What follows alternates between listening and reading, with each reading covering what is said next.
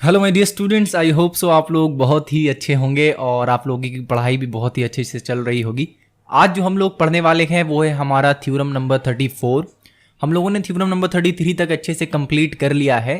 That means कि हमारा जो चैप्टर 3 में जो थ्योरम था वो कंप्लीट हो चुका है और अब हम लोग जो है वो next chapter that is chapter number 7 जिसका नाम क्या है, theorems related two angles in a circle.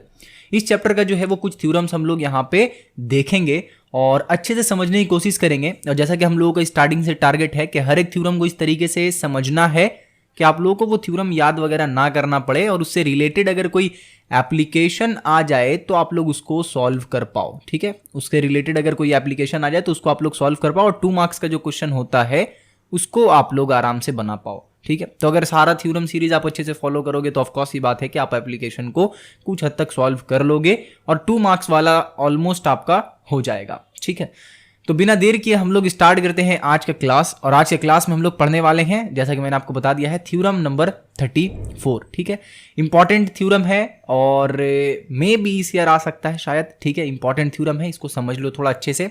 नहीं भी आया तो इससे रिलेटेड जो है वो आपका 2 मार्क्स का क्वेश्चन या फिर एप्लीकेशन वगैरह आएगा। ओके, तो शुरू करते हैं फिर। तो सबसे पहले हम लोगों को क्या करना होगा भाई, सबसे पहले हम लोगों को थ्योरम का क्वेश्चन पढ़ना होगा कि स्टेटमेंट में एक्चुअल में लिखा क्या है, तभी तो हम लोग इसको प्रूव कर पाएंगे ना। तो चलो फिर पढ़ लेते हैं। लिखा है the front angle formed at the centre of a circle by an arc. इस वर्ड को थोड़ा सा एक काम करते हैं, कलर चेंज कर लेते हैं क्योंकि दोनों का कलर सेम हो जा रहा है। अच्छा, तो यहाँ पे क्या बोला जा रहा है कि circle by an arc okay is the double of the angle formed by the same arc। Again यहाँ पे इसको थोड़ा सा हाईलाइट कर लो। at any point on the circle, इस पूरे को हाईलाइट कर लो। ठीक है, अब इस थ्योरम को समझने से पहले, जानने से पहले, पढ़ने से पहले आप लोगों को एक चीज पता होना चाहिए एंड दैट इज आर्क। ठीक है, आपको पता होना चाहिए कि आर्क किसको कहते हैं, उसके बाद आप ये थ्योरम को समझ जाओगे। तो यहाँ पे हमारे पास एक सर्कल है, मान लो इस सर्कल का सेंटर हमारा ये वाला है। ठीक है, अब यहां से मैंने 2 रेडियस ड्रॉ किया। ठीक है, इस जगह से मैं 2 रेडियस ड्रॉ कर रहा हूं। वैसे तो आर्क का मतलब सिंपली समझो कि सर्कल का कोई भी छोटा सा पोर्शन अगर ले लेते हैं, सर्कल के सर्क्यूमफेरेंस का कोई भी छोटा सा पोर्शन लेते हैं तो that will be known as arc. But यहां पे मैं आपको ऐसा एक्सप्लेन कर रहा हूं कि आपको याद रहे ये चीज। ठीक है, तो मान लो मैंने 2 रेडियस लिया, ये मान लो मेरा O है, ये मान लो मेरा A है। ठीक है, एक रेडियस और लेते हैं तो हम लोगों का 2 रेडियस हो गया, this one is B। Okay, तो अब यहां पे आप देख रहे हो कि ये जो हमारा रेडियस है ये हमारे सर्कल को 2 अलग अलग हिस्से में बांट रहा है। ठीक है, 2 अलग अलग हिस्से में बांट रहा है, एक ये वाला हिस्सा है, ठीक है, और एक ये वाला हिस्सा है। ठीक है, इस हिस्से का भी एक नाम है जो हम लोग आगे की क्लासेस में डिस्कस करेंगे, बट अभी हम लोगों को क्या जानना है, सिर्फ अभी हम लोगों को जानना है कि आर्क किसको कहते हैं। तो आर्क आपको यहां पे ये समझना है कि हमको इसके अंदर का कुछ लेना देना नहीं है।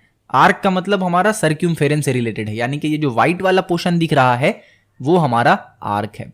और ये जो 2 रेडियस मैंने यहां पे ड्रॉ किया है, इसके कारण ये पूरा का पूरा सर्कल 2 अलग अलग आर्क में बट गया है। मान लो यहां पे मैं अगर C लिख देता हूं और यहां पे मैं D लिख देता हूं तो यहां पे जो है वो ये सर्कल को हम लोगों ने क्या किया है, 2 अलग अलग आर्क में बांट दिया है। और वो आर्क क्या है, एक हमारा आर्क है ACB और ऊपर में हम लोग ना इस तरीके से इसके ऊपर थोड़ा अम्ब्रेला चढ़ा दो ताकि लगे कि हाँ ये आर्क है, यानी कि सर्कल का छोटा सा सर्क्यूमफेरेंस का हिस्सा है। ठीक है, और एक आर्क क्या है इसमें, तो एक और आर्क है हमारा ADB। ठीक है, ये 2 आर्क हमने क्या किया है, यहां पे बना दिया है।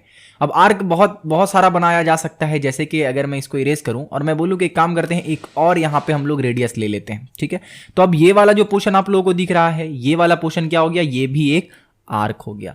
तो कुल मिला के बात यह है कि आर्क का मतलब हम लोगों का क्या हो गया है यहां पे कि कोई भी छोटा सा हिस्सा सर्क्यूमफेरेंस का, उसको हम लोग क्या कहेंगे, आर्क कहेंगे। ठीक है, होप सो आपको आर्क का मतलब समझ में आ गया होगा। ये समझ आ गया है तो अब हम लोग यहाँ पे क्वेश्चन को वापस से पढ़ लेते हैं, जिससे कि हम लोगों को एक बार फिर से ये चीज समझ आए कि आखिरकार क्वेश्चन में क्या पूछा गया है। ठीक है, तो बोला यह गया है कि जो फ्रंट एंगल हम लोगों का बनेगा, ठीक है, सेंटर पे किसी भी आर्क से, इसका मतलब क्या हुआ ये समझो। ये हमारा सेंटर है, ठीक है, ये हम लोग एंगल बनाने का कोशिश कर रहे हैं। ठीक है, ये हमारा आर्क है और इस आर्क का फ्रंट एंगल कौन सा है, ये वाला है। ठीक है, अगर मैं बोलूं कि ये हमारा आर्क है तो इसका फ्रंट एंगल कौन सा है भाई, तो इसका फ्रंट एंगल ये है। इसका फ्रंट एंगल तो ये वाला नहीं है ना, नहीं, तो इसका फ्रंट एंगल कौन सा है, ये वाला एंगल है। ठीक है, इसका मतलब यहां तक हम लोगों को क्वेश्चन पढ़ के समझ आया कि the front angle formed at the centre of a circle by an arc, तो उसको हमने क्या किया है, डायग्राम में रिप्रेजेंट कर दिया है, is the double of the angle formed by the same arc. ठीक है, इसी आर्क के थ्रू बन रहा है। लेट्स से इसको एक नाम दे ही देते हैं, इसको ओ लिखते हैं यहां पे। ठीक है, ये हमारा लिख दो, ए लिख दो, यहां पे लिख दो बी।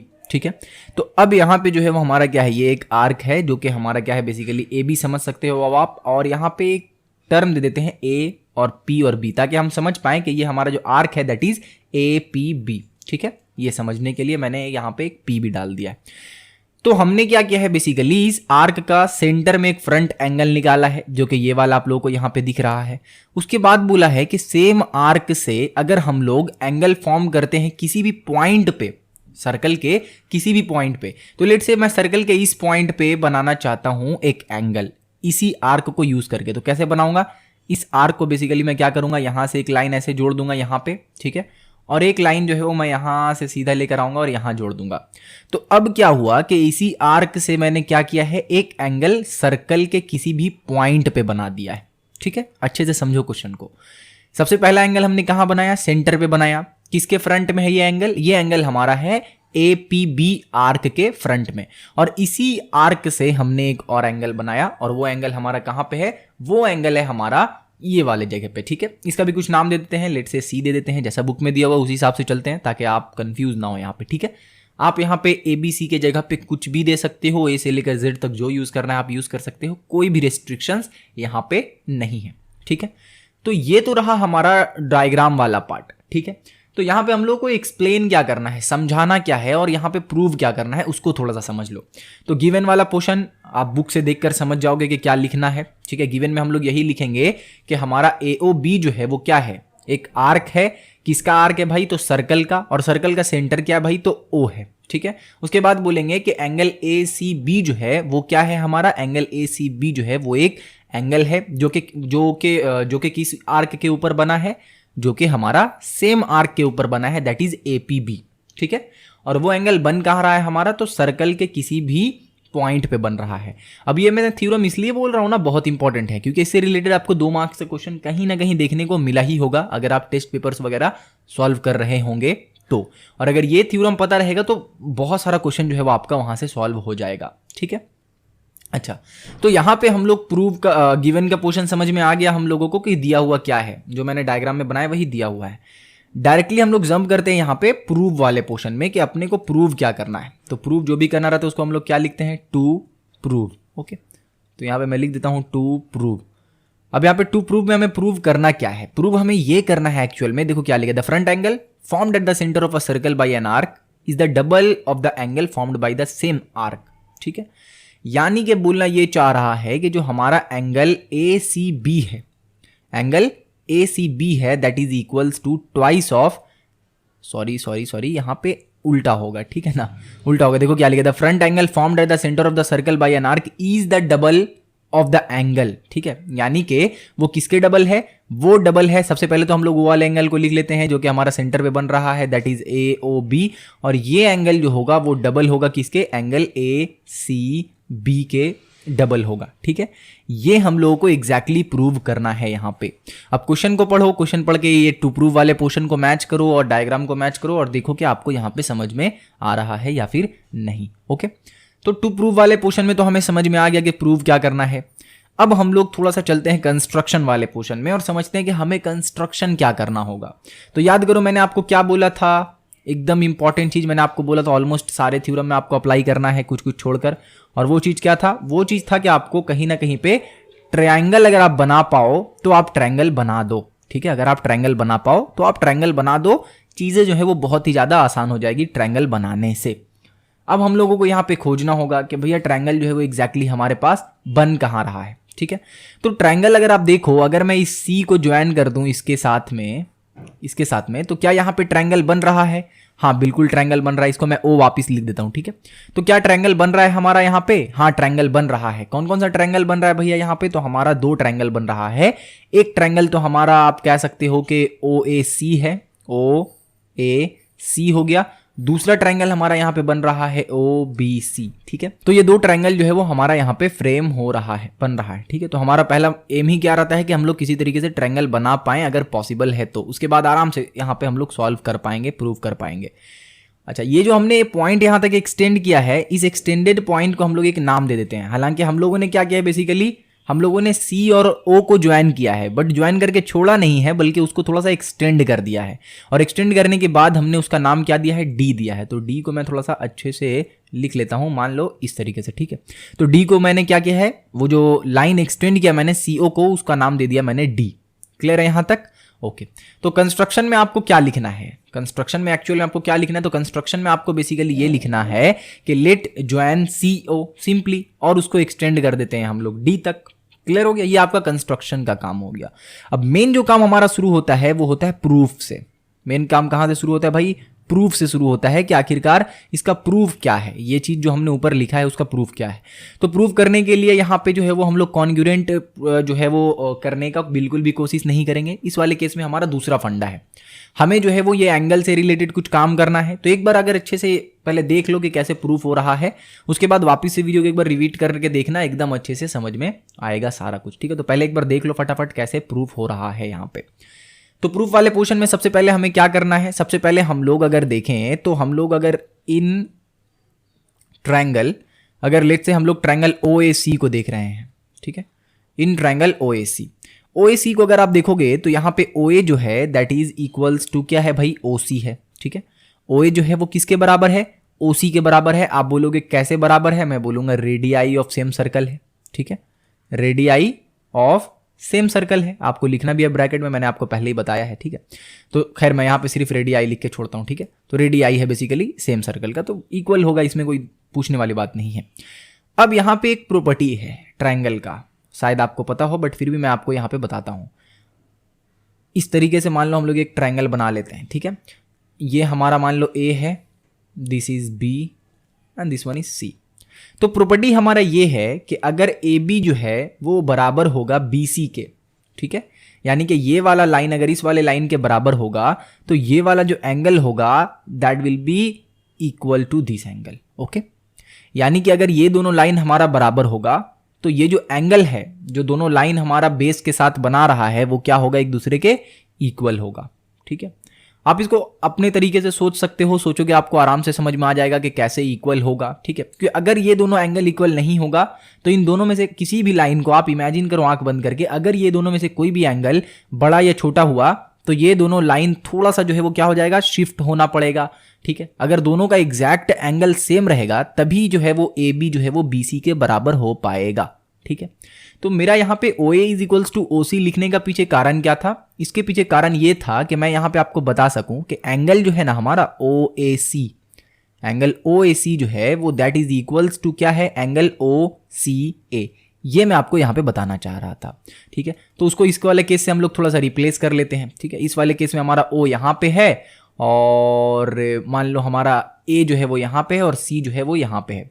तो अगर OA जो है यानी कि दिस वन अगर इक्वल हो जाता है दिस वन यानी कि OC के बराबर, तो हमारा क्या होगा, ये एंगल यानी कि OAC जो है वो इक्वल हो जाएगा OCA के, ठीक है। ये ट्रायंगल का प्रॉपर्टी है। अच्छा, तो इसका आउटकम क्या निकला, थोड़ा सा ये भी हम लोगों को सोचना होगा। तो इसका आउटकम निकालने के लिए हम लोग को इसी ट्रायंगल के अंदर एक और प्रॉपर्टी समझना होगा, ठीक है। बहुत ही बेसिक सा प्रॉपर्टी है, उसको भी समझ लो। मान लो इसी लाइन को मैंने थोड़ा सा एक्सटेंड कर दिया, ठीक है। इसी लाइन को मैंने क्या किया, एकदम एक्सटेंड कर दिया। तो अब यहाँ पे एक एंगल फॉर्म हो रहा है, ठीक है। यहाँ पे एक एंगल फॉर्म हो रहा है। मान लो ये जो एंगल था हमारा, उसको एक एग्जांपल लेके समझते हैं। कुछ भी लेट्स से ये हमारा एंगल थीटा है और ये एंगल भी थीटा है। तो हमारा प्रॉपर्टी ये है कि ये जो एंगल होगा वो 2 थीटा होगा, ठीक है। अब थोड़ा सा इसको समझो। इसको हम लोग बेसिकली एक स्टेटमेंट में बोलते हैं कि sum of interior angle is equals to exterior angle, ठीक है। तो sum of the opposite interior angle is equals to exterior angle.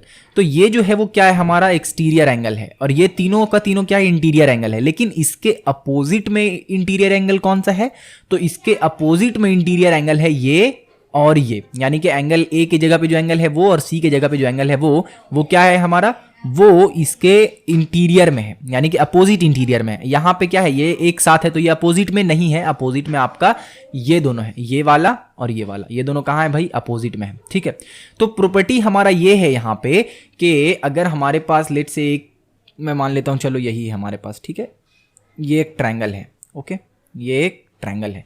अब इसको थोड़ा समझते हैं, ठीक है। लेट्स से मैंने ये वाला लाइन को एक्सटेंड कर दिया यहां तक, ठीक है। ये वाला कितना होता है भाई, आप लोगों को पता है आराम से, हम लोगों को पता है कि दिस वन इज 90 डिग्री। मान लो एक राइट एंगल ट्रायंगल, तो ये कितना होगा, 90 डिग्री होगा। अब यहां पे अगर ये वाला चीज मैं आपको बताऊं तो ये जो एंगल होना चाहिए, ये क्या है हमारा एक्सटीरियर एंगल, और ये किसके बराबर होना चाहिए, ये बराबर होना चाहिए दिस प्लस दिस के बराबर, क्योंकि ये एक्सटीरियर है और ये किसके बराबर होना चाहिए, सम ऑफ अपोजिट इंटीरियर एंगल। तो इंटीरियर एंगल ये तीनों है, लेकिन अपोजिट में कौन कौन सा है, ये है और ये दोनों किसका है, ये दोनों इस एंगल के अपोजिट में है, ठीक है। अच्छा, अब इन दोनों को प्लस करके क्या आना चाहिए, इन दोनों को प्लस करके हमारा ये वाला एंगल आना चाहिए। तो क्या आता है, हाँ बिल्कुल आता है। इन दोनों को प्लस करके कितना होता है, हम लोगों को पता है कि इन दोनों को प्लस करने के बाद 90 डिग्री ही आएगा, ना उससे ज्यादा ना उससे कम। और ये भी हम लोगों को पता है कि ये वाला कितना होगा, 90 डिग्री। क्यों होगा 90 डिग्री, क्योंकि ये 90 डिग्री है इसीलिए, और स्ट्रेट लाइन जो है वो कितना होता है, 180 डिग्री होता है। तो अगर मैंने 90 डिग्री इसको दे दिया है तो ये कितना होगा, ये भी 90 डिग्री होगा, ठीक है। सिंपल सी बात है। ये थोड़ा थोड़ा चीज आप लोगों को पहले से पता होना चाहिए, क्योंकि ये सब चीज पहले पढ़ा दिया जाता है। अभी हम लोगों के सिलेबस में ये चीज समझाया नहीं गया है, बट आपको ये थ्योरम को समझने के लिए ये चीज अच्छे से पता होना चाहिए, ठीक है। तो दो एक्स्ट्रा चीज हम लोगों ने यहाँ पे क्या सीखा, दो एक्स्ट्रा चीज हम लोगों ने यहाँ पे ये सीखा है कि अगर कोई ट्रायंगल आपको दे दिया गया है, अच्छे से समझ लो, ठीक है, एप्लीकेशन प्रूफ करने में भी काम आएगा। अगर कोई दो ट्रायंगल या फिर कोई एक ट्रायंगल हम लोगों को दे दिया गया है और उसका ये साइड और ये साइड इक्वल है, तो अल्टीमेटली ये एंगल और ये एंगल भी इक्वल होगा। यानी कि अगर दो साइड इक्वल है, ठीक है, दो साइड किसी ट्रायंगल का इक्वल है, तो वो जो तीसरे साइड पे एंगल बना रहा होगा वो क्या होगा, एक दूसरे के एग्जैक्टली सेम होगा, इक्वल होगा, ठीक है। दूसरा चीज आपने ये समझा कि अगर किसी भी एक साइड को हम लोग एक्सटेंड कर देते हैं तो उसका जो एंगल होगा, ठीक है, इसका जो इसको हम लोग तो पहली बात एक्सटीरियर एंगल कहते हैं, एक्सटीरियर एंगल कहते हैं, ठीक है। और ये जो एंगल होगा that should be equals to the sum of opposite interior angle, ठीक है। तो इसका अपोजिट इंटीरियर एंगल कौन सा है, ये वाला और ये वाला, तो इन दोनों को प्लस करेंगे तो हमारा एक्सटीरियर एंगल निकलेगा, ठीक है। ये चीज अगर समझ गए तो पूरा थ्योरम जो है वो यहीं पे आपका साफ हो जाता है। कैसे, वो थोड़ा सा समझो। यहां पे अल्टीमेटली मैं आपको एक चीज कह सकता हूं, वो चीज क्या है, वो चीज ये है कि जो हमारा एंगल AOD है, AOD जो है, यहां पे मैं B लिख रहा हूं, AOD जो है that is equals to angle OAC, ठीक है, प्लस एंगल OCA। हाँ या ना, हाँ या ना बताओ कैसे।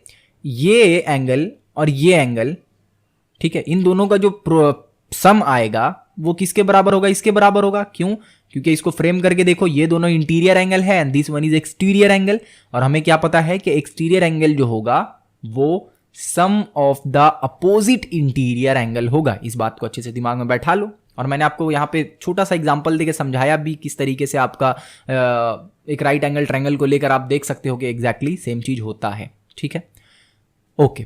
तो यहाँ पे हम लोग ये वाला चीज लिख सकते हैं। अब ये वाला चीज जो हम लोगों ने लिखा है इसके जगह पे एक और चीज लिख सकते हैं, वो क्या है कि angle AOD is equals to twice of angle OCA, ठीक है। ये कैसे हो गया भैया, ये इसलिए हुआ क्योंकि हमारा OAC किसके बराबर है, OCA के बराबर है, ठीक है। तो OAC को हम लोग क्या लिख सकते हैं, OCA लिख सकते हैं। तो OCA प्लस OCA क्या हो जाएगा हमारा, 2OCA हो जाएगा, ठीक है, ओके। नहीं समझ आया, थोड़ा सा वीडियो पीछे करो, फिर से मेरी बात को सुनो और आपको समझ में आ जाएगा। तो ये मान लो हमारा इक्वेशन नंबर 1 है, ओके, यहां तक क्लियर है एकदम। अच्छा, अब यहां पे हम लोगों को समझना होगा कि हमने 2OCA ही क्यों लिया। हाँ, यहाँ पे आपके दिमाग में सवाल उठ रहा है कि 2OCA क्यों लिया हमने, यहाँ पे OAC भी तो ले सकते थे हम लोग। इसलिए हम लोग ले रहे हैं OCA क्योंकि हम लोगों का जो प्रूव करने का पोर्शन है वो ये वाला पोर्शन है, ठीक है। इसीलिए हम लोग चाह रहे हैं कि इधर ही वाला पोर्शन ले, इधर वाला पोर्शन लेने से हम लोगों का कोई भी प्रॉब्लम हल नहीं होने वाला है। तो इसीलिए मैंने क्या किया है कि OAC को OCA के साथ रिप्लेस कर दिया। ये छोटी छोटी बात अगर आपको अच्छे से पता चल गया, कॉन्सेप्ट इसका अच्छे से आपको मिल गया, तो आपको मजा आएगा थ्योरम लिखने में, थ्योरम प्रूफ करने में, ठीक है। अब यहां पे आप बोल सकते हो कि सिमिलरली, जरूरत नहीं है कि आप पूरा एकदम वापिस से लिखो, आप यहां पे लिख सकते हो कि सिमिलरली इन ट्रायंगल, ठीक है। सिमिलरली इन ट्रायंगल, अब नेक्स्ट ट्रायंगल पे चले जाओ, हमने OAC लिखा, दूसरा ट्रायंगल क्या है हमारा OBC है, ठीक है। तो दूसरा ट्रायंगल OBC जो है उसमें हम लोग लिख सकते हैं कि जो हमारा एंगल BOD है that will be equals to twice of angle OCB, ठीक है। ये हमारा इक्वेशन नंबर 2 हो गया। अब इसको फटाफट से मैच करके देख लेते हैं। BOD का मतलब क्या हो गया हमारा, पहले तो इसको हटाते हैं। BOD का मतलब क्या हो गया हमारा, ये वाला, ठीक है। अच्छा, OCB का मतलब क्या हो गया हमारा, OCB का मतलब हमारा हो गया ये वाला, ठीक है, क्योंकि ये और ये एक दूसरे के बराबर होगा। तो जिस तरीके से हमने यहां से यहां जंप किया उसी तरीके से हम लोगों का यहां पे भी क्या हुआ कि ये जो हमारा एंगल है ये इस एंगल और इस एंगल के सम के बराबर है, यानी एक दूसरे को जब ऐड करेंगे तो जो रिजल्ट आएगा वो इसके बराबर होगा, ठीक है। लेकिन चूंकि ये दोनों एक दूसरे के बराबर है इसीलिए हम लोग क्या करेंगे, अगर किसी भी एक को हम लोग 2 बार ले लेते हैं तो भी हमारा काम हो जाएगा क्योंकि एक दूसरे के बराबर है, ठीक है। यानी अगर मैं बोलूं A प्लस B और मैं बोलूं कि A जो है वो B के बराबर है, तो आप क्या बोलोगे, भैया A प्लस B क्यों लिख रहे हो, आप डायरेक्ट 2A भी तो लिख सकते हो क्योंकि B और A दोनों तो एक दूसरे के बराबर है। तो सेम चीज मैं यहां पे कर रहा हूं, ठीक है। अब यहां पे देखो क्या होगा, आगे क्या होगा, इसको थोड़ा सा साइड में ले लेते हैं, ठीक है, इसको थोड़ा सा साइड में रखते हैं। अब यहां से हम लोग क्या कह सकते हैं कि यहां पे हम लोगों का एंगल दोनों को प्लस करते हैं सिर्फ, ठीक है। तो angle AOD plus angle BOD जो है वो that will be equals to angle 2OCA plus 2OCB, हाँ या ना, बिल्कुल। यहां पे क्या किया हमने, सिर्फ ये वाला चीज को इस वाले चीज के साथ ऐड किया है, ठीक है। एक दूसरे के साथ हमने क्या किया है, बेसिकली उन दोनों को ऐड किया है, ओके। तो अब जब हमने ऐड किया है तो देखो AOD प्लस BOD, इसका मतलब क्या हुआ, इसका मतलब ये हुआ कि AOD हमारा क्या हो रहा है, ये वाला, ओके, प्लस BOD क्या हो रहा है, ये हो रहा है। तो इन दोनों को प्लस करेंगे तो हमारा कौन सा एंगल आएगा, इन दोनों को प्लस करने से हमारा एंगल आएगा AOB, आएगा या नहीं आएगा, बिल्कुल आएगा। आप देख सकते हो यहाँ पे अगर इसको और इसको दोनों को प्लस कर दे तो क्या हो जाएगा, ये पूरा कंप्लीट एंगल हमारा आ जाएगा। और ये कंप्लीट एंगल क्या है हमारा, AOB है, ठीक है, AOB है। तो इसीलिए मैं यहाँ पे AOB लिख दिया इज इक्वल्स टू, अगर मैं यहाँ पे 2 को कॉमन ले लूं तो अंदर क्या बचेगा हमारा, अंदर बचेगा angle OCA plus angle OCB, ये हमारा अंदर में बच जाएगा। अब यहां पे मैं लिख सकता हूं कि therefore angle AOB is equals to twice of angle ACB, ठीक है। अब आप बोलोगे भैया आपने ACB क्यों लिखा, अगेन सेम कॉन्सेप्ट हम लोगों ने यूज किया यहां पे कि हमारा OCA कौन सा है भाई, तो OCA हमारा ये वाला एंगल है, एक सेकेंड, हाँ, ठीक है। तो ये वाला एंगल हमारा क्या है, OCA है, ठीक है। और ये वाला एंगल क्या है हमारा, OCB है। और इन दोनों को प्लस करेंगे तो क्या बनेगा, ये पूरा एंगल बनेगा। और ये पूरा एंगल हमारा क्या है, ये पूरा एंगल है ACB। और बस इसी के साथ हमारा जो ये थ्योरम है वो क्या हो गया, प्रूव हो गया, ठीक है, प्रूव्ड, बात खत्म। इतना सिंपल सा चीज था, ठीक है। तो कुल मिला के इसमें नया क्या क्या सीखने को मिला है उसके बारे में थोड़ा सा बात कर लेते हैं हम लोग कि इसमें नया हम लोगों ने क्या क्या सीखा। तो नया हम लोगों ने ये सीखा यहाँ पे कि आर्क जो है वो किसको कहते हैं, वो हम लोगों को थोड़ा सा समझना पड़ा कि आर्क आखिरकार किसको कहते हैं, ठीक है। दूसरा चीज हम लोगों ने क्या समझा, कि दूसरा चीज हम लोगों ने ये समझा यहाँ पे कि जो हमारा एंगल से रिलेटेड 2-3 चीज हम लोगों ने समझा, ठीक है। एक तो हम लोगों ने ये समझा कि अगर, रुक जाओ इसको इधर ले लेते हैं, थोड़ा सा इसको यहाँ लेकर आते हैं, ठीक है, दूसरे पॉइंट को। तो दूसरा चीज हम लोगों ने ये समझा यहाँ पे कि अगर 2 साइड इक्वल होता है, यानी ये वाला साइड और ये वाला साइड इक्वल होता है, तो हमारा ये एंगल और ये एंगल क्या होगा, इक्वल होगा। आइसोसेलेस ट्रायंगल अगर आप पढ़े हो तो थोड़ा बहुत शायद याद हो। अच्छा, नेक्स्ट चलते हैं, इसमें आते हैं। थर्ड में हम लोगों ने क्या सीखा, थर्ड में हम लोगों ने यहाँ पे ये सीखा कि अगर कोई एक ट्रायंगल है, ठीक है, अगर कोई एक ट्रायंगल है, सिंपल सा ट्रायंगल बनाते हैं कुछ इस तरीके से, चलो इसी तरीके से बनाते हैं, ठीक है। तो अगर हमारा कोई एक ट्रायंगल है और मैं बोलूं कि उसके एक साइड को मैं एक्सटेंड कर देता हूं, तो ये जो एंगल होगा वो क्या होगा, उसके अपोजिट। तो अपोजिट में कौन कौन सा एंगल है, ये एंगल उसके अपोजिट में, ये एंगल इसके अपोजिट में है, ठीक है। और उसके अपोजिट एंगल का क्या होगा, दोनों का सम निकालेंगे तो उसके बराबर होगा। यानी अगर ये हमारा थीटा होगा और ये भी थीटा होगा तो ये एंगल क्या होगा, 2 थीटा होगा। तो ये कुछ बात जो हम लोगों को इस थ्योरम के थ्रू पता चला है, थ्योरम के थ्रू नहीं पता चला है बल्कि थ्योरम को प्रूव करने के प्रोसेस में मैंने आपको बताया है। ये चीज एकदम याद रखना, आगे जितना भी प्रूव होगा, जो भी एप्लीकेशन होगा, सब में ये चीज यूज होगा, ठीक है। अब एक क्वेश्चन आपके दिमाग में और उठ रहा होगा कि भैया बुक में तो बहुत सारा डायग्राम दिया हुआ है, जैसे कि एक डायग्राम है कुछ इस तरीके से, आओ इधर आते हैं, इसी में बनाते हैं, इसको पहले इरेज कर लेते हैं, उसके बाद इसी में बनाते हैं, ठीक है। आप बोलोगे कि भैया बुक में एक डायग्राम जो है वो किसी और तरीके से दिया हुआ है, तो वो डायग्राम कैसे दिया हुआ बुक में? एक डायग्राम आपका दिया हुआ है कुछ इस तरीके से कि हमारा जो आर्क है ना वो क्या है, एक सेमी सर्कल है। आर्क क्या है हमारा, एक सेमी सर्कल है। आर्क का मतलब समझ गए, अब यहाँ पे आपको मैंने अभी समझा दिया आर्क का मतलब क्या है। तो इस वाले केस में आर्क क्या है हमारा, सेमी सर्कल है, यानी आधा आधा सर्कल है, ठीक है। तो अगर इस वाले केस में हम लोग को प्रूव करना रहा तो कैसे प्रूव करेंगे, एक सवाल हम लोग का यहाँ पे ये था, ठीक है, कुछ इस तरीके से करेंगे, ठीक है। तो अब यहाँ पे हम लोग कैसे प्रूव करेंगे, ये भी हम लोगों का क्वेश्चन है, क्योंकि उस वाले केस में हम लोग क्या किए कि सर्कल हमारा जो आर्क था वो क्या था, आर्क हमारा छोटा सा था, यानी कि माइनर एरिया था हमारा। आर्क जो था क्या था, माइनर एरिया वाला आर्क था, यानी कि यहाँ पे छोटा सा आर्क बन रहा था, कुछ इस तरीके से छोटा आर्क बन रहा था। बट इस वाले केस में क्या है, सेमी सर्कल आर्क बन रहा है, ठीक है। तो फिर इसमें हम लोग कैसे प्रूव करेंगे, प्रोसेस एकदम एग्जैक्टली वैसा ही रहेगा जैसा यहाँ पे हुआ है, ठीक है। आप वहां देखिएगा एक बार, आपको समझ में आ जाएगा, ओके।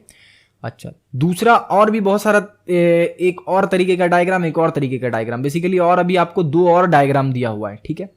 तो उसको आपको देखना है, वहां से भी आप देख सकते हो कि कैसा डायग्राम है, और उसके थ्रू बेसिकली आपको खुद से ये सारा कुछ अप्लाई करके एक बार आपको ट्राई करना है कि बन रहा है या नहीं बन रहा है, ठीक है। अगर बहुत ज़्यादा ट्राई करने के बावजूद भी नहीं बन रहा है, हालांकि ट्राई करोगे तो पूरा भरोसा है कि आप बना लोगे, अगर अच्छे से समझ में आया है ये सारा कुछ। तो फिर भी अगर नहीं बने तो आप मुझे एक बार कमेंट सेक्शन में इन्फॉर्म कर देना कि भैया नहीं बन रहा है, और स्पेसिफिक कौन सा डायग्राम वाला नहीं बन रहा है। 1 वाला तो मैंने आपको बता दिया है, और 2 वाला भी ऑलमोस्ट क्या होगा, वैसे ही सिमिलर ही होगा, ठीक है। 2 वाला भी ऑलमोस्ट क्या होगा, आपका सिमिलर ही होगा। लेकिन आपका 3 और 4 में आप लोग थोड़ा सा करके ट्राई करके देखना, अगर आपसे हो जाए, और आपसे होना ही चाहिए, ठीक है, तो ठीक है। और अगर नहीं हो बहुत ज़्यादा ट्राई करने के बाद, तो आप कमेंट में बता सकते हो कि भैया नहीं हुआ है, ठीक है। तो इसी के साथ हमारा जो है वो चैप्टर हम लोगों ने स्टार्ट कर लिया है, theorem related two angles in a circle. I think so इसमें और भी कुछ थ्योरम्स है, उसको हम लोग प्रूव करेंगे, ओके। जल्दी जल्दी प्रूव करने की कोशिश करेंगे, यानी कि वीडियो जल्दी जल्दी आएगा, ओके, ताकि हम लोगों का थ्योरम वाला सेक्शन कंप्लीट हो और हम लोग जो है वो कंस्ट्रक्शन की ओर अपने कदम को बढ़ा दें, ओके। तो आई होप सो कि जो भी मैंने आपको समझाया है वो समझ में आ गया होगा, और आप लोग जो है वो नेक्स्ट थ्योरम के लिए रेडी होगे। बस नेक्स्ट थ्योरम से पहले आप लोग क्या करो, चैनल को सब्सक्राइब कर लो, बेल आइकन को प्रेस कर लो, ताकि नेक्स्ट थ्योरम का जब वीडियो आए तो आपको उसका नोटिफिकेशन मिल जाए। मिलते फिर नेक्स्ट वीडियो में, तब तक के लिए अपना बहुत सारा ख्याल रखिए, थैंक यू।